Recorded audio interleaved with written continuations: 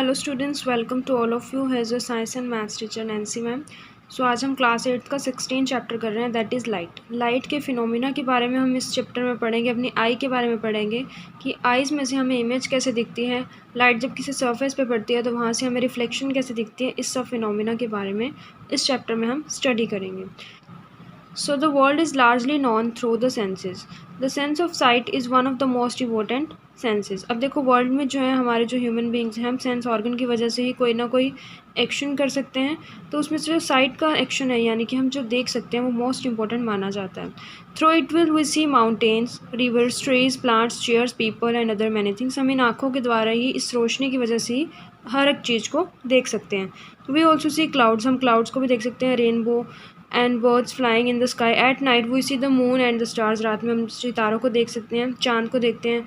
You are able to see the words and sentences printed on this page. एक page के ऊपर जो sentence print हुए हैं उन्हें भी हम अपनी आंखों से देखते हैं। पर वो देखते कैसे हैं? How is seeing made possible? ये दिखाई देते कैसे हैं हमें? What makes things visible? हमें चीज़ें कैसे दिखाई देती हैं? Have you ever thought how we see various objects?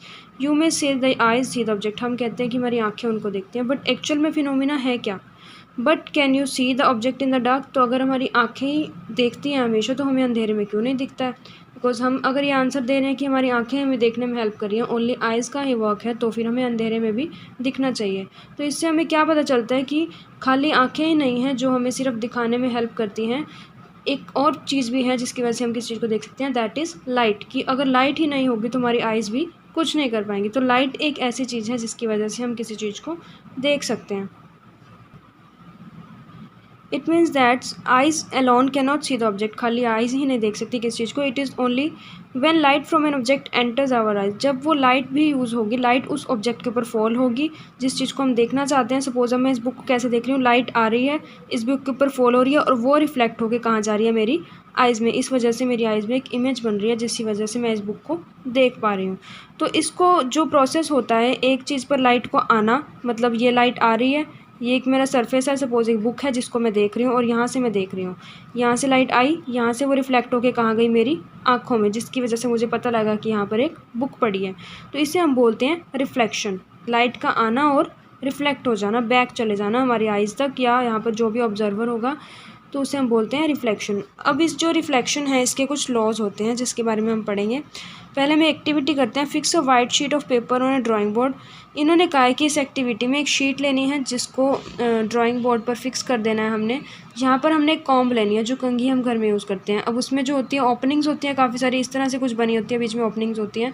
तो हमने सारी ओपनिंग्स को क्लोज़ कर देना, सिर्फ एक ओपनिंग जो है वो बीच में से ओपन रहेगी। सारों के ऊपर एक शीट लगा देनी है।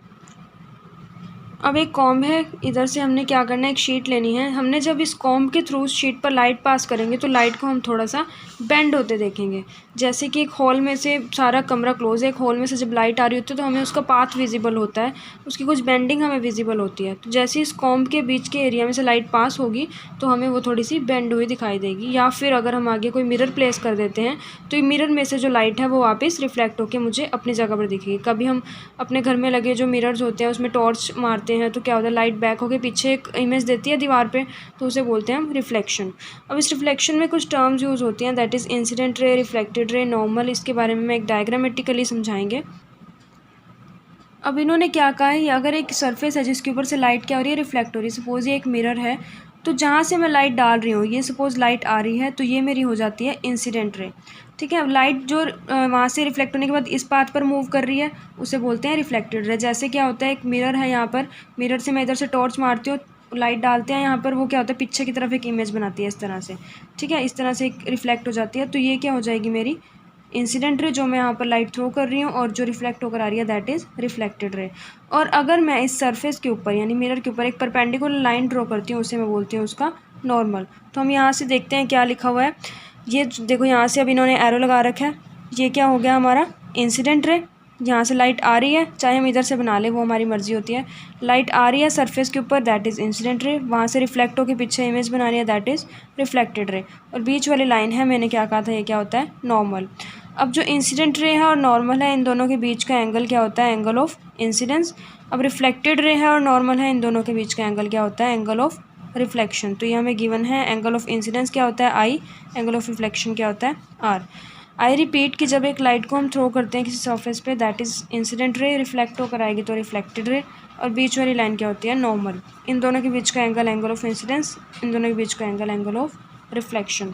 अब ये क्या होता है कि जब एक लाइट आ रही है, हमेशा जिस एंगल से वो आ रही है उसी एंगल से वो रिफ्लेक्ट हो जाएगी। यानी कि अगर वो आई एंगल से आ रही है, इसमें और इसमें जो एंगल है वो आई है, जब वो रिफ्लेक्ट होगी वो उतने ही एंगल से होगी, बस उसका नाम क्या हो जाएगा, एंगल ऑफ रिफ्लेक्शन। अगर ये एंगल 60 डिग्री है तो ये भी क्या हो जाएगा, 60 डिग्री। और अगर सपोज़ लाइट इस तरह से आ रही है, इस वाले एंगल से, तो रिफ्लेक्ट भी वो क्या होगी, इस तरह से होगी। मतलब जितना ये वाला एंगल होगा उतना ही ये वाला एंगल होगा। तो ये जो हमारा है फर्स्ट लॉ है कि एंगल ऑफ इंसिडेंस किसके इक्वल होगा, एंगल ऑफ रिफ्लेक्शन के। यही हमारा फर्स्ट लॉ कहता है, जो हमने लॉज ऑफ रिफ्लेक्शन पढ़ने थे, कि एंगल ऑफ इंसिडेंस किसके इक्वल होगा, एंगल ऑफ रिफ्लेक्शन के। This is known as law of reflection.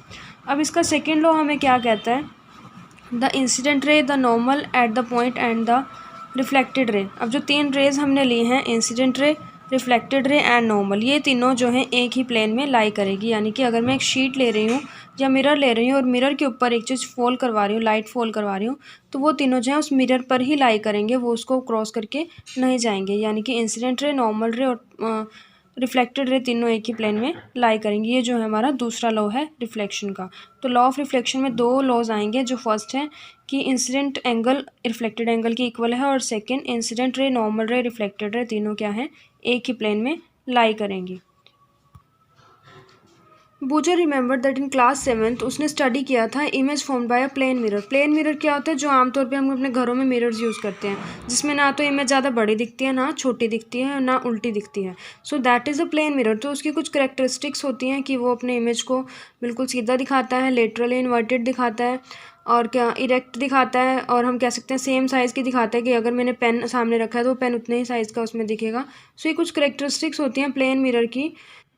Was the image erect और अपसाइड डाउन, उन्होंने कहा कि क्या वो सीधी दिखती है इमेज, कि अगर मैंने पेंसिल को इस तरह से खड़ा किया है तो वो क्या होगा, इमेज उसमें भी ऐसे ही दिखेगी, बिल्कुल सीधी, मतलब पेंसिल उल्टी नहीं दिखेगी। Was it of the same size as the object, की साइज, अगर पेंसिल का साइज़ इतना है तो हमारा जो मिरर में है वो भी इतना ही साइज़ दिखेगा। Did the image appear at the same distance behind the mirror as the object was, कि अगर मेरा मिरर यहाँ पड़ा है और मैंने पेंसिल यहाँ से दिखाई है तो जो उसकी इमेज है वो भी इतनी डिस्टेंस पर ही दिखेगी, मतलब इसका और इसका डिस्टेंस सेम होगा। Could it be obtained on a screen, क्या है स्क्रीन पर पाई जा सकती है। तो इसके कुछ करेक्टरिस्टिक्स के बारे में पढ़ते हैं। Let us understand a little more about mirror in the following वे। तो इस एक्टिविटी के अंदर हमें डायग्रामेटिकली एक्सप्लेन करते हैं।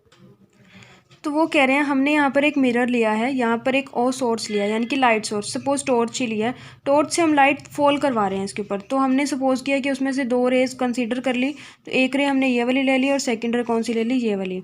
अब मिरर है तो मिरर से मैंने आपको पहले ही बताया ये इंसिडेंट रे है तो रिफ्लेक्ट तो होगी, तो यहाँ से वो क्या हो गई, रिफ्लेक्ट हो गई। इस तरह से रेज आई थी और इस तरह से वो रिफ्लेक्ट हो गई। अब इन्होंने यहाँ एक ही पॉइंट से क्यों निकाले, बिकॉज टॉर्च तो हमने एक ही लिया, अगर हमने दो सोर्स लिए होते तो उसकी लाइट यहाँ से आती, तीसरे की यहाँ से आती। तो हमने क्या किया, एक ही सोर्स लिया है जिससे काफ़ी सारी रेज आ रही हैं, बिकॉज लाइट एक सिंगल रे तो है नहीं है, लाइट तो काफ़ी सारी रेज का मिक्सचर है। तो हमने कोई दो कंसीडर कर रही हैं एग्जाम्पल के लिए, दो रेज जो इधर आ रही हैं और रिफ्लेक्ट होकर इस साइड से जा रही हैं। तो वो कह रहे हैं कि अगर मैं देखूँ कि इनका नॉर्मल ड्रॉ करके पॉइंट ऑफ इंसिडेंस पे पीछे अगर मैं ऐसे लिखूँ, ड्रॉ करूँ कि कहाँ तक ये एक्सटेंड हो सकती है लाइन, तो ये यहाँ से यहाँ जाएगी और इधर वाली यहाँ से आ जाएगी और यहाँ पे जाके वो मीट कर जाएगी। अब देखो यहाँ से लाइट आ रही थी, रिफ्लेक्ट होके वहाँ गई, मेरी आंखें कहाँ हैं, यहाँ पे, यानी कि ऑब्जर्वर कहाँ खड़ा है, यहाँ पे। ऑब्जर्वर तो सिर्फ इस चीज़ को देख रहा है, वो इंसिडेंट रे को तो देख ही नहीं पा रहा, बिकॉज उससे तो सिर्फ रिफ्लेक्टेड दिख रही है। तो ऑब्जर्वर के लिए क्या लगेगा कि मेरी जो लाइट है वो यहाँ से आ रही है, एक्चुअल में लाइट यहाँ से है लेकिन रिफ्लेक्ट होके वहाँ गई, तो ऑब्जर्वर को सिर्फ इतना पोर्शन दिखा। तो लेकिन अगर उसे एक्सटेंड करें तो हमें लगेगा कि जो लाइट है वो यहाँ से आ रही है। तो ये जो इमेज, जिसे हम कह सकते हैं कि वो एक्चुअल में अवेलेबल नहीं होती है, वहाँ प्रेजेंट नहीं होती है, बट ऐसा लगता है कि लाइट जो है यहाँ से आ रही है, जस्ट फॉर एन इमेजिनेशन, कि माइंड ये सोचता है कि लाइट अगर मुझे यहाँ दिख रही है तो वो यहाँ से आ रही होगी, तो उसे हम बोलते हैं वर्चुअल इमेज। कि जो इमेज हमें लगता है कि वहाँ से प्रेजेंट हो रही है, यहाँ वहाँ पर बन रही है, लेकिन वो एक्चुअल में वहाँ पर नहीं प्रेजेंट होती है, वो सिर्फ अपीयर होती है, तो वो बोलते हैं वर्चुअल इमेज। इसके बाद वर्ड आता है लेटरली इन्वर्जन। इसका मतलब क्या होता है कि जब मैं एक मिरर में इमेज देखती हूँ, सपोज मैंने उसके सामने पी लिखा तो मिरर में मुझे क्या दिखता है, सपोज ये मिरर है, मिरर में मुझे क्या दिखता है, वो हमेशा उल्टा दिखता है। अगर हम मिरर में ट्राई भी करना चाहें, घर पे कर सकते हैं कि अगर मैं सीधे वर्ड उसमें दिखाऊंगी तो वो मुझे हमेशा थोड़े उल्टे दिखेंगे। उल्टे एक होता है इरेक्ट वर्ड। इरेक्ट का मतलब होता है कि पी अगर ऐसे है तो वो भी ऊपर की तरफ ही दिखा, तो उसे बोलते हैं इरेक्ट, यानी कि दिखा तो हमें सीधा, लेकिन उसकी डायरेक्शन क्या हो गई, चेंज हो गई। अगर पी इस साइड था तो मुझे मिरर में क्या दिखा, इस साइड दिखा। ठीक है, इरेक्ट होता है सीधा दिखना, कि अगर मेरी पेंसिल इस तरह से पड़ी है तो उसमें भी मुझे इस तरह सीधी ही दिखेगी, वो उल्टी नहीं दिखेगी। और पी अगर ऐसे है तो मुझे पी ऐसे दिखेगा, मुझे ऐसे नहीं दिखेगा, यानी कि ये इरेक्ट दिखता है, सीधा दिखता है। लेकिन लेटरल इन्वर्जन क्या होता है कि उसकी सिर्फ डायरेक्शन चेंज होती है, जो चीज़ राइट में है वो लेफ्ट में दिखेगी, जो लेफ्ट में है वो राइट में दिखेगी। इसके बाद आता है हमारा रेगुलर और डिफ्यूज रिफ्लेक्शन। डिफ्यूज को हम इरेगुलर रिफ्लेक्शन भी कह सकते हैं। रेगुलर होती है जो स्ट्रेट फॉरवर्ड दिखती है, डिफ्यूज क्या होती है जिसकी थोड़ी ज़्यादा बेंडिंग होती है। So when all the parallel rays reflected from a plane surface are not parallel. अब देखो हमारे पास क्या है, एक सरफेस है, सपोज ये बिल्कुल प्लेन सरफेस है, प्लेन मिरर मैंने लिया, लाइट आई रिफ्लेक्ट हुई, लाइट आई रिफ्लेक्ट हुई, लाइट, तो हमें क्या दिख रहे हैं कि पैरेलल आ रही है और पैरेलल ही वो रिफ्लेक्ट हो रही है, तो इससे हम बोलते हैं रेगुलर रिफ्लेक्शन। यानी कि सरफेस जो था वो प्लेन था, स्मूथ था, और रिफ्लेक्शन ऑफ लाइट भी हमें स्मूथली दिखी, पैरेलली दिखी। लेकिन डिफ्यूज या इरेगुलर रिफ्लेक्शन क्या होता है, सपोज कर रहे हैं कि हमारा जो सरफेस है वो रफ है, मतलब बिल्कुल स्ट्रेट नहीं है, तो जो यहाँ से लाइट आई वो यहाँ पर बेंड हो गई, यहाँ से लाइट आई वो पीछे की तरफ रिफ्लेक्ट हो गई, इधर से लाइट आई वो ऊपर की तरफ हो गई, इधर से आई देखो ये इस एंगल पे रिफ्लेक्ट हो गई। तो यानी कि जो सारी हैं वो रिफ्लेक्टेड लाइट्स हमें क्या दिखती हैं, वो पैरेलल नहीं दिखती हैं। यानी कि जो प्लेन सरफेस के ऊपर रिफ्लेक्शन होगी वो पैरेलल होगी, और जो इरेगुलर सरफेस के ऊपर होगी, जो प्लेन सरफेस नहीं होगा, वहाँ पर रिफ्लेक्शन जो है पैरेलल नहीं होती है, तो उसे हम बोलते हैं डिफ्यूज्ड या irregular reflection. When all parallel rays reflect from a plane surface are not parallel.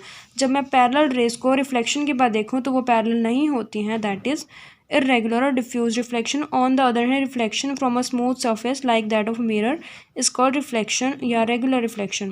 एक प्लेन सरफेस के ऊपर से जब एक रिफ्लेक्शन होती है वो स्ट्रेट होती है, that is regular reflection. Next है reflected light can be reflected again. एक रिफ्लेक्टेड लाइट जो आई है, सपोज यहाँ से लेकर लाइट आई है तो वापस से भी रिफ्लेक्ट हो सकती है।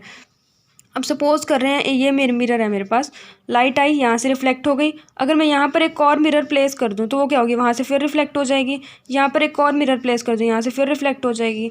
तो इस मिरर के लिए ये इंसिडेंट रे थी, इस मिरर के लिए ये वाली इंसिडेंट रे, बिकॉज यहाँ से वहाँ रिफ्लेक्ट हुई है, इस मिरर के लिए ये इंसिडेंट रे और यहाँ पर रिफ्लेक्ट हुई है।